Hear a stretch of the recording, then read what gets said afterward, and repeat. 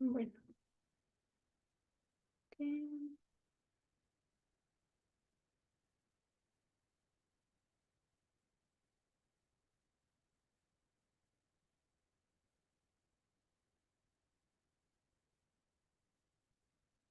ok.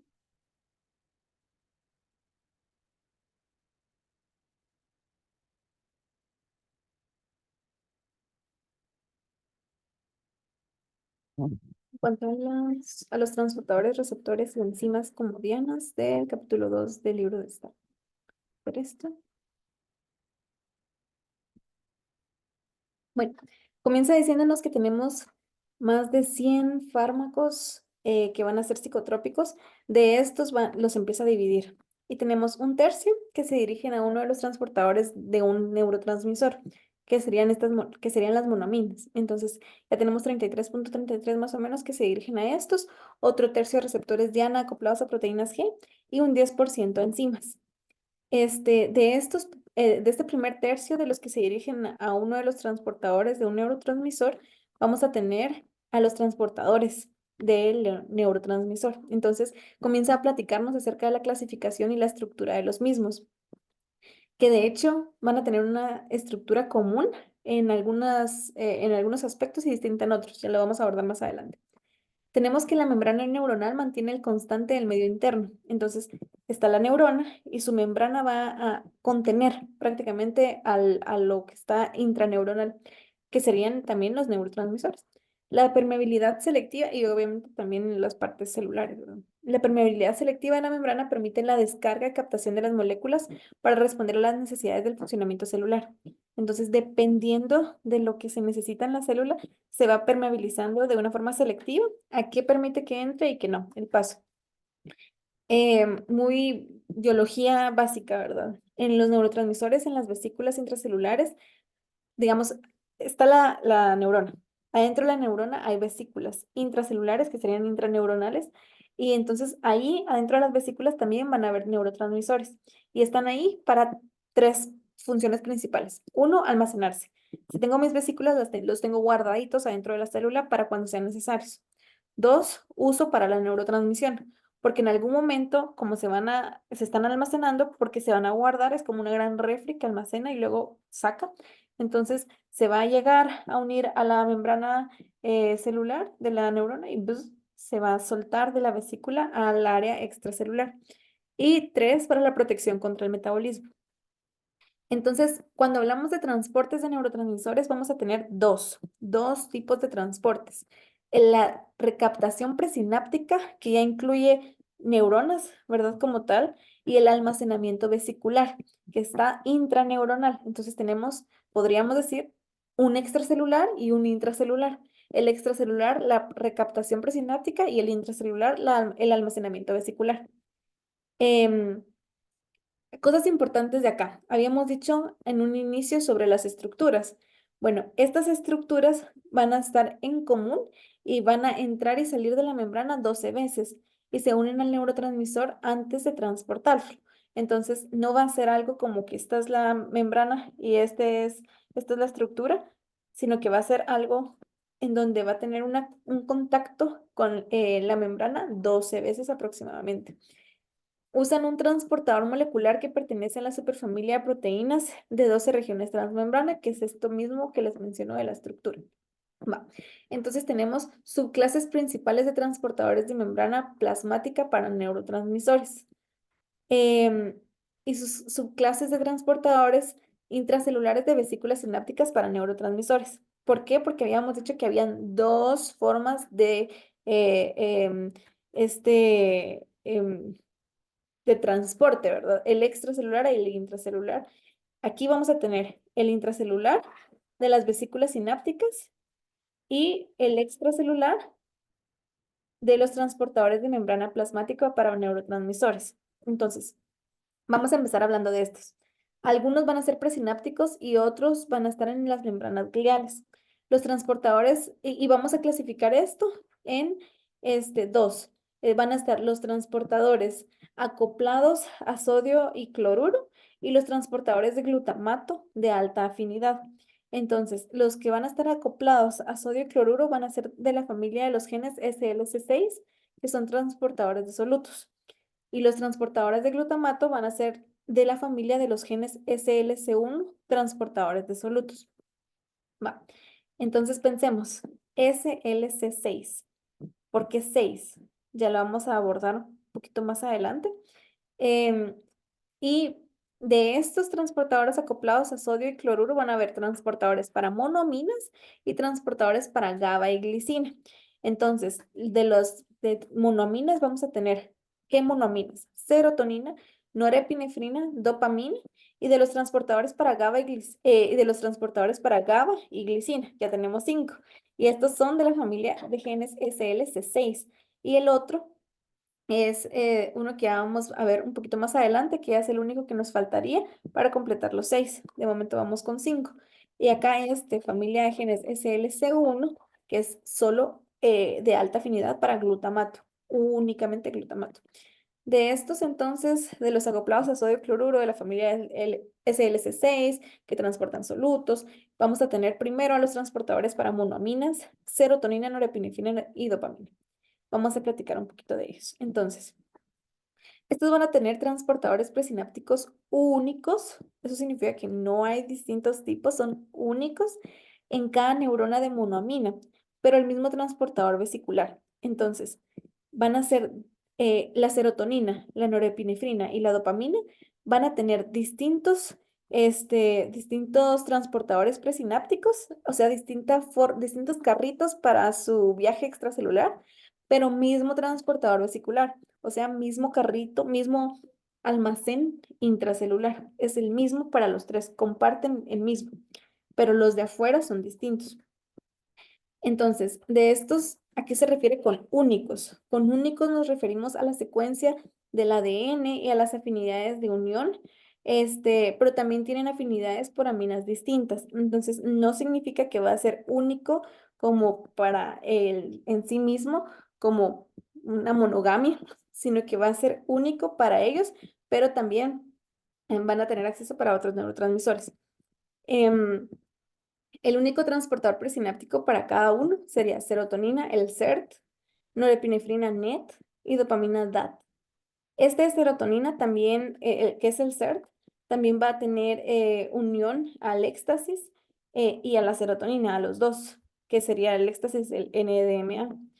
Y el que va a ser para la norepinefrina, que es el NET, también va a tener unión para dopamina y norepinefrina. Y la dopamina va a tener unión en el DAT, que tiene unión a dopamina y a anfetaminas. Va, total de que estos tres, la serotonina, la norepinefrina y la dopamina, luego van a ser transportados a las vesículas sinápticas de sus respectivas neuronas por el mismo transportador vesicular, que van a ser los VMAT2, que son los transportadores de monoamina vesicular 2. Va, veámoslo más sencillo. Si tenemos aquí la célula, la neurona, van a tener distintos tipos de transportadores para estas monoaminas, serotonina, norepinefrina y dopamina.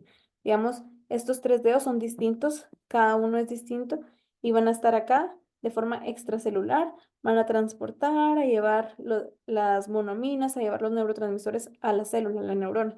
Cuando ya están adentro de la neurona, estos neurotransmisores, que son las monoaminas, que es como sinónimo, cuando ya están adentro, van a necesitar almacenarse en vesículas. Esas vesículas van a ser las mismas, que son las VMAT2, que son las VMAT, que son transportadores de monoaminas vesiculares 2. Es como decir que se guardan todas, de alguna forma llegan en distintos transportes. Una llega por avión, otra llega por barco, otra llega por tren y al final todas se quedan guardadas en una refri. Todas en refris, las tres. Va. Ahora tenemos a la otra parte de los transportadores para GABA y glicina, que son pertenecientes también a la familia de los SLC6, transportadores de solutos que son acoplados a sodio y cloruro. Entonces, en estos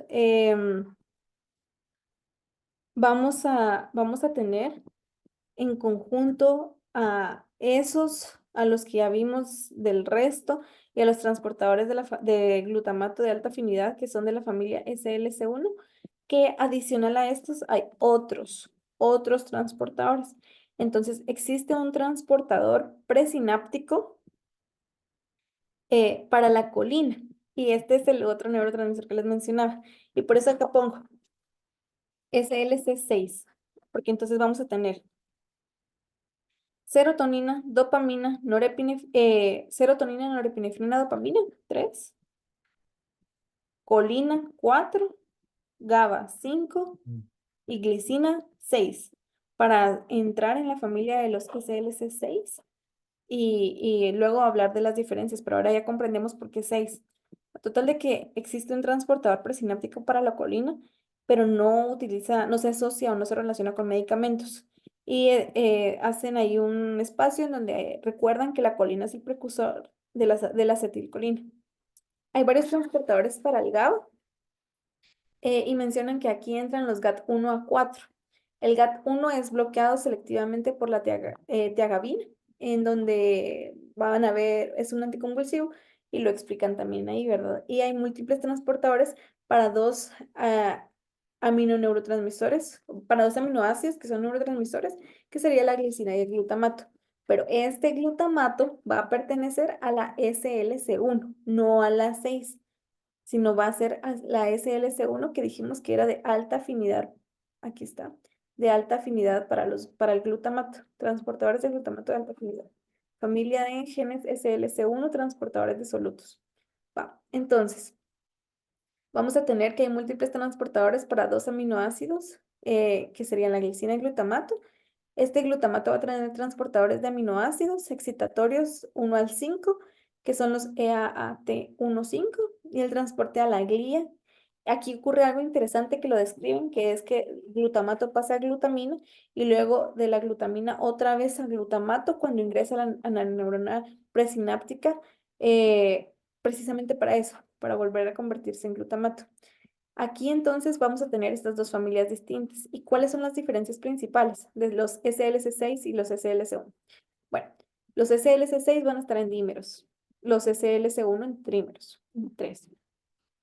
Y los SLC6, otra diferencia es que no, es que sí van a cotransportar sodio y cloruro. ¿Se recuerdan de que eran de solutos? Aquí lo menciona, transportadores acoplados de sodio cloruro, familia de genes SLC6, transportadores de solutos. Entonces, esa es una diferencia importante entre ambas familias porque los SLC1 no cotransportan ni sodio ni cloruro. Entonces, es algo importante a tomar en cuenta. Después nos cuentan de que la histamina no tiene un transportador presináptico, que es transportado por los VMAT2 también, que son las en vesículas, y que posiblemente su inactivación sea enzimática y que no hay tampoco para ni para neuropéptidos ni para inactivación por difusión y secuestro y destrucción enzimática. La histamina. Después de estas diferencias importantes, ya nos mencionan acá en lo mismo, ¿verdad? En la misma área de los transportadores para monoaminas, de serotonina, norepinefrina y dopamina, que los neurotransmisores se transportan con energía de los transportadores de las familias de genes de CLC6, y entonces, como es con energía, va a ser un transporte cuesta abajo de un gradiente de concentración de sodio. Entonces, los transportadores de monoaminas son cotransportadores dependientes de sodio y esto implica el cotransporte adicional de cloruro e incluso potasio. Entonces aquí va a actuar la ATPasa sodio-potasio, que crea una gradiente de disminución, una gradiente como, am, ¿cómo decirlo? Cuesta abajo para sodio, en donde se le conoce también como bomba de sodio. ¿Por qué? Porque saca el sodio. Entonces, bomba de sodio porque lo va a estar sacando. Y gracias a eso se logra iniciar el cambio de energía para ya empezar con las acciones. La estructura de estos van a tener sitios de unión, 3 sitios de unión. un sitio de unión a la monoamina, un sitio de unión para dos sodios y un sitio de unión para medicamentos. Entonces, si nos damos cuenta, el sitio de unión para la monoamina y para los medicamentos es distinto.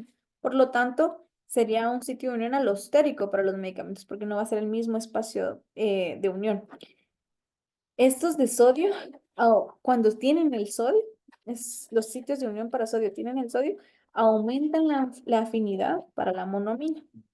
Y los medicamentos pueden inhibir la recaptación de la misma monoamina. Van a poder existir como dímeros y van a trabajar juntos, que eran las diferencias que habíamos visto anteriormente de los SLC6 versus LC1, y van a tener una relación con sodio, cloruro y potasio.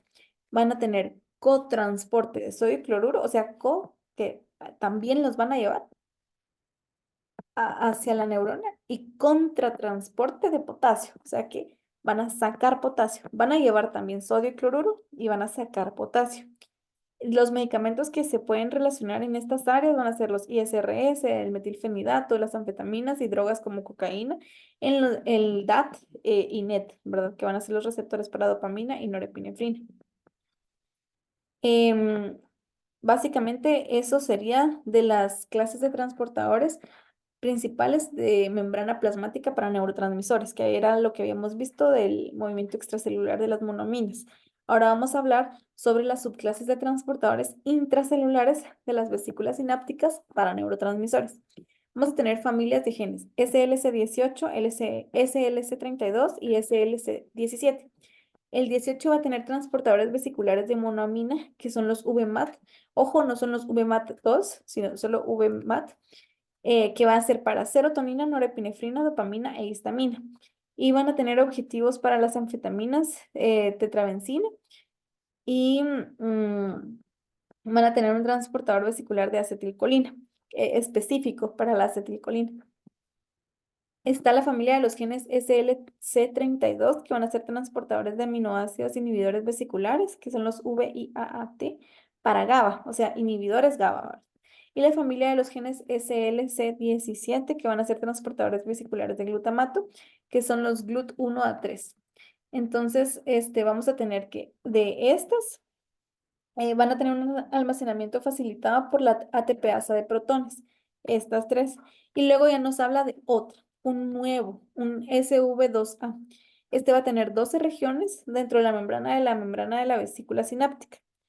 Y se va a unir, ahí es donde se une el levetiracetam, otro anticonvulsivo. Bueno, entonces prácticamente ese fue la parte del primer tercio de lo que mencionan de los psicotrópicos, ¿verdad? De los fármacos que se pueden dirigir a uno de los transportadores de un neurotransmisor. Es eso. Ahora vamos a ver el otro tercio. Habían dicho que hay un tercio que se une a receptores diana acoplados a proteínas G. Entonces, los otros tenían 12 regiones transmembrana. Estos van a tener 7 regiones transmembrana y cada región se va a agrupar alrededor de un núcleo que contiene un sitio de unión para un neurotransmisor. O sea, podríamos decir que es esto, y aquí en el centro tiene el sitio de unión a un neurotransmisor. Y aquí nos hablan del espectro agonista. Y esto es importante porque a veces al iniciar, por ejemplo, a recibir biología o algo, podemos tener una idea muy reduccionista de lo que es el agonismo y el antagonismo, o lo que vemos de televisión en cuanto a protagonistas, antagonistas y todo, pero está muy lejos de lo que mencionas tal, ¿verdad? Que realmente hay que verlo como un espectro, no como algo radical o específico. Entonces, con fines de ver esto del espectro, vamos a ver qué es y cómo pasa cuando estamos sin agonista. Cuando es así, cuando se está sin agonista, siguen los cambios conformacionales, pero a muy baja frecuencia. Que recordemos que constantemente están habiendo cambios conformacionales a nivel celular, intracelular, por la epigenética para ver qué genes se van a expresar y entonces qué proteínas se van a traducir y qué funciones celulares se van a ejecutar. Entonces, siguen estos cambios conformacionales, pero a muy baja frecuencia. Es como un basal. Sin agonismo es la cotidianidad, lo monótono. Es un día más. A esto, a este constante se le llama actividad constitutiva y suele darse donde hay muchos receptores y una cantidad pequeña, pero no ausente de transducción de señal. O sea, sigue habiendo, hay, solo que no hay nada sorprendente, no hay nada distinto, no hay nada que llame la atención. Está el agonismo. El agonismo puede ser completo o parcial. Entonces, cuando va a ser completo, hay cambios conformacionales para la síntesis de un segundo mensajero. Y para esto, el propio neurotransmisor, y hay formas de quién lo va a generar, ¿verdad? ¿Quién va a generar el cambio conformacional? El propio neurotransmisor. ¿Y qué formas de estimular esto hay? Bueno, tenemos los fármacos de acción directa y los fármacos de acción indirecta. Estamos diciendo que necesitamos que el neurotransmisor llegue, estimule y entonces hayan cambios conformacionales para la síntesis de un segundo mensajero. O sea, necesitamos mandar un mensaje, necesitamos que se haga algo o se deje de hacer algo y para eso necesitamos neurotransmisores. Entonces, una forma de estimularlo a través de medicamentos va a ser de forma directa o de forma indirecta. Los fármacos que actúan de forma directa se unen como el neurotransmisor original.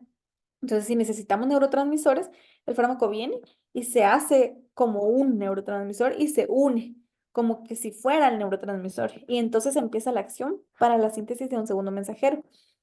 Y hay otros fármacos que actúan de acción indirecta, en donde aumentan los niveles de los neurotransmisores para que se unan. Ellos no se convierten, no hacen la función del neurotransmisor, sino que lo que hacen es que la cantidad y la concentración de neurotransmisores ya existentes aumente. Y otra forma de acción indirecta es bloquear la destrucción enzimática de los neurotransmisores, o sea, alargando la vida del neurotransmisor para que entonces pueda hacer más cosas. No es lo mismo tener una población de neurotransmisores que nacen y mueren, ¿no? O nacen, crecen un ratito y mueren, a unos neurotransmisores eternos que siguen chanceando y echando punta por bastante tiempo, haciendo, bueno, sobrecargándose y todo, pero haciendo parecer que hay muchos neurotransmisores, solo que no es que haya más cantidad, sino que duran más, porque no se destruyen, no los matan. Entonces, un ejemplo de los fármacos que aumentan los niveles de neurotransmisores son los que hacen inhibición de la transportación de monoamina en GAT1. Y un ejemplo para los que bloquean la destrucción enzimática de los neurotransmisores son los IMAO y las acetilcolinesterasas. Habíamos dicho que estábamos viendo el agonismo, ¿verdad? Entonces, ese fue el agonismo completo. Ahora vemos el agonista parcial. ¿Qué es eso? Aquí lo que se hace es que se reduce la ganancia de un agonista completo. ¿Cómo así? Bueno, si el agonista completo enciende todas las luces de una calle, el agonismo parcial enciende ya sea algunas luces y otras no, o todas a una luz más tenue, no tan intensa. O sea, es parcial. Básicamente, reduce la ganancia de una bonita completa. Entonces, aquí menciona algo bien chileno que es como solución en recitos de oro. ¿Y a qué se refiere con esto? A que el agonismo parcial lo que permite es que no sea todo muy frío o muy caliente, sino que sea ideal, que sea tibio, ¿no? Ay, no, esta cama está muy dura, está muy suave, esta está perfecta, esta sí está muy grande, está muy pequeña, no, esta está perfecta, esta sopa está muy caliente, muy fría, esta está perfecta. Básicamente, a esa perfección se acerca el agonismo parcial. Van a ser estabilizadores y se les conoce así como débiles por eso, por lo mismo, ¿verdad? Por lo tibios que son. Pueden aparecer como agonistas netos y como antagonistas netos para estabilizar. Entonces, esto es otra cosa bien interesante, ¿va? Porque el agonismo parcial em, puede actuar de las dos formas. Lo que hace es estabilizar. Si está demasiado brillo en la calle y hay todas las luces están encendidas y se está calentando todo y se está perdiendo mucha energía, llega el agonista parcial y equilibra, estabiliza. Por eso son estabilizadores y hace que eso sea más tenue, que esté solo lo que se necesita, que sea suficiente y todo. Ahora, una calle oscura, oscurísima, oscurísima, llega el agonista, lo que haría el agonista completo es llenar de brillo todo. El agonista parcial solo da luz para que se pueda ver. Así más o menos podríamos comprender. Y luego está el antagonista, solo voy a cargar.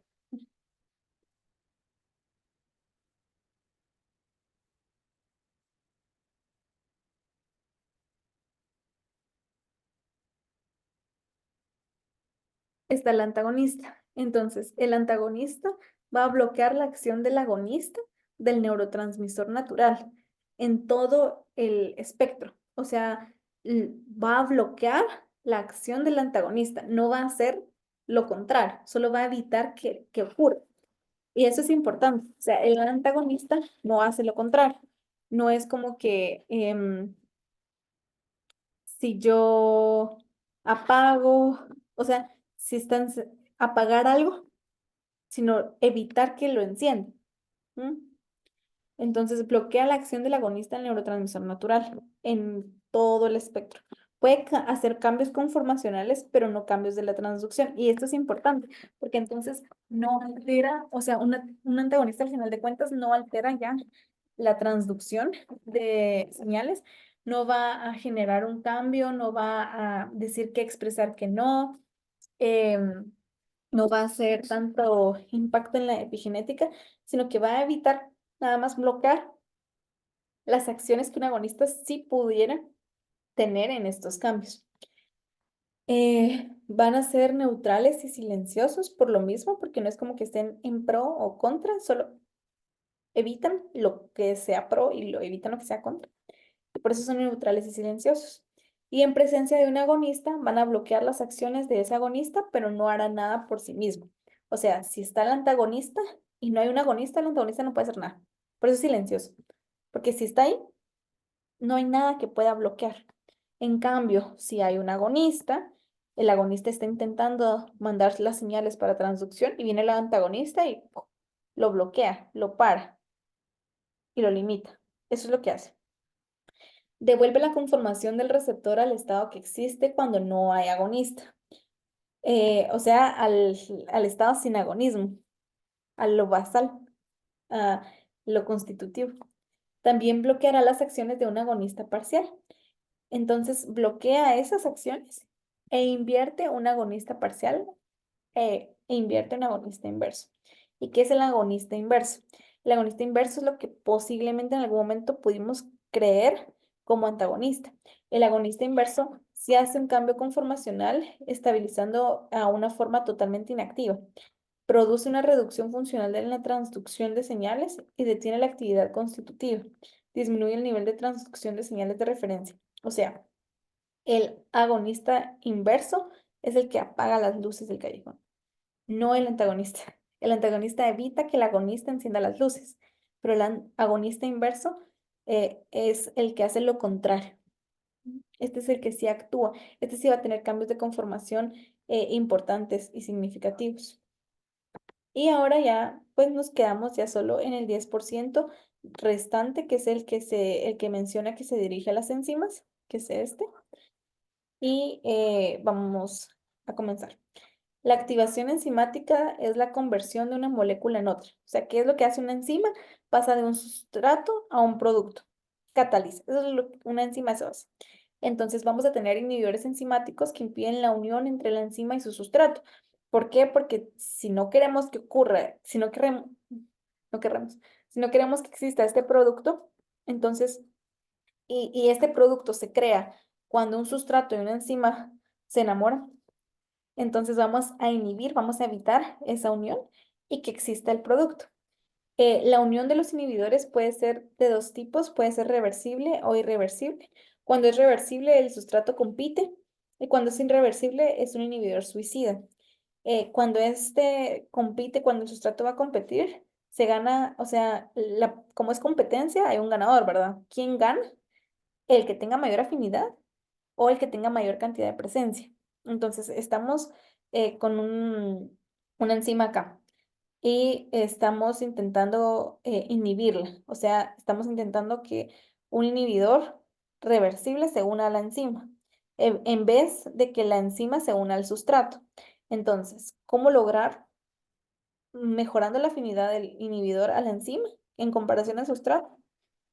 O aumentando la cantidad de presencia del inhibidor en comparación al sustrato por cuestiones del azar, va también. O sea, si aquí está la enzima y está intentando agarrar el sustrato y hay solo dos sustratos bebés y hay 80 de inhibidores reversibles, por cuestiones de acceso es más probable que agarre un inhibidor. Van a haber enzimas diana, como la monoaminoxidasa, que son las MAO, que van a tener un papel importante en el ánimo, la acetilcolinesterasa, que también va a tener un papel importante en la demencia, y la glucógeno-sintasa quinasa, que es la GSK, en donde van a haber vías de factores neurotróficos, en donde actúa el litio, el, el tratamiento y la terapia electroconvulsiva y el ácido, bueno, el valproato. El litio lo que hace es inhibir las acciones neuroprotectoras de la vía de los factores neurotróficos. En la glucógeno sintasa quinasa. Interesante.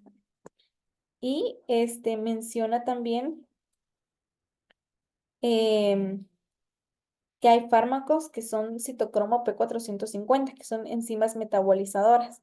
Como que todavía en el rol de las enzimas, pero hablando un poquito más del metabolismo, ¿verdad?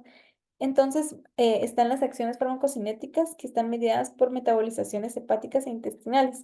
Hay más de 30 enzimas eh, 450, pero las más importantes, las series más importantes son 1A2, 2B6, 2D6, 12-9, 13-19 y 3A4. Entonces, de todo esto vamos a hablar del metabolismo y lo importante que es, porque si metabolizamos las cosas rápido, entonces la acción y el efecto del medicamento podría disminuir por lo rápido que se metaboliza. Si metabolizamos lento, los niveles podrían elevarse e incluso intoxicarnos. Entonces es importante eso, ¿verdad? Y menciona que hay metabolizadores rápidos, hay otros ultra rápido. Todo siempre relacionado con el genotipado del paciente y las pruebas, y se hacen pruebas farmacogenómicas con fármacos que es el fenotipado, y eso ayuda mucho a saber dosis, ¿verdad? Me resulta algo bastante utópico, muy interesante, pero muy difícil de alcanzar en ciertas áreas, en la actualidad, tomando en cuenta la pobreza, el poco acceso, ni siquiera hay acceso a salud mental, mucho menos vas a haber posibilidad de ser un fenotipado, pero eh, se puede. Entonces, muy interesante porque ya podríamos ver, ok, a esta persona estamos viendo que es un metabolizador rápido, entonces le vamos, necesita dosis de tanto para que haya efecto. O por lo contrario, ¿verdad? Ok, esta otra persona metaboliza de una forma bastante lenta este medicamento específicamente, entonces no nos vamos a pasar de esta dosis porque si no puede haber un riesgo. Y se vigila por las interacciones. Em, Cuando inicia el capítulo, menciona algunas definiciones que me parece importante siempre repasar. Nos habla de la farmacogenómica, que trata de en qué medida las variantes genéticas podrían determinar más o menos las probabilidades de buena respuesta o efecto adverso a un fármaco. ¿Qué es esto que estábamos hablando? Ahora se relaciona mucho con esto de los metabolizadores. La farmacocinética, que recordando, es como el cuerpo actúa sobre las drogas, que es la absorción, la distribución, el metabolismo y la excreción. Y la farmacodinámica, que ya vamos a tratar mecanismos de acción, efectos terapéuticos y los efectos adversos del medicamento. Entonces, en conclusión, ese es el segundo capítulo de STAR, de una forma resumida. Y fin. Vamos a ver.